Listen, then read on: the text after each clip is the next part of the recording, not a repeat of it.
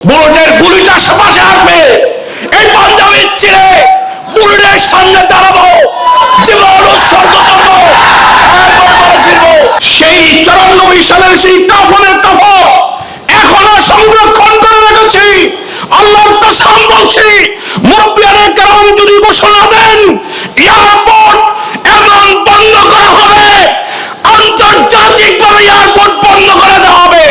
1994 সালে একটা কাফনের কাপড় কিনেছিলাম এবং সেই সমাবেশের শুরুতে শেখুল হাদিস আল্লামা আজিজুল হক সাহেব হুজুর রহমতুল্লাহ আলাইহি আমাদেরকে সেই কাপড়ের কাপড় পরিয়েছিলেন। সেই কাপড়ের কাপড়টা এখনো সংরক্ষণ করে রেখেছি, অপেক্ষায় আছি আমাদের মুরব্বীরা শাহাদতের বায়াত গ্রহণ করে কাফনের কাপড় নিয়ে যেদিন মাঠে নামতে বলবেন, আল্লাহর কসম খেয়ে বলছি, আল্লামা মাহমুদুল হাসান সাহেব হুজুর, মাওলানা মাহফুজুল হক সাহেব হুজুর এখানে উপস্থিত আছেন। মাহফুজুল হক সাহেব হুজুর বলেছিলেন 1 ঘন্টার মধ্যে এয়ারপোর্টটা ঘেরাও করতে হবে।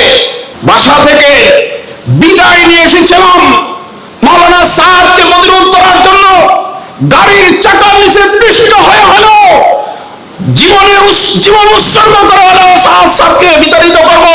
বাসা থেকে বিদায় নিয়ে এসেছিলাম, এটা তো একটা আবনা জিনিস। আর নবীর প্রেমে সেই 94 সালের সেই কাফনের কাপড় এখনো সংরক্ষণ করে রেখেছি। আল্লাহর কসম বলছি, মুরব্বিয়ানে কেরাম যদি ঘোষণা দেন এয়ারপোর্ট এমন বন্ধ করা হবে, আন্তর্জাতিকভাবে এয়ারপোর্ট বন্ধ করে দেওয়া হবে।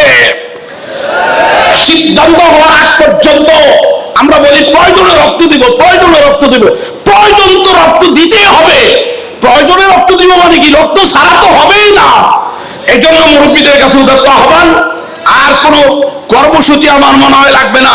বায়াতের কর্মসূচি আমি আল্লাহর কসম 1 নম্বরে বায়াত গ্রহণ করব।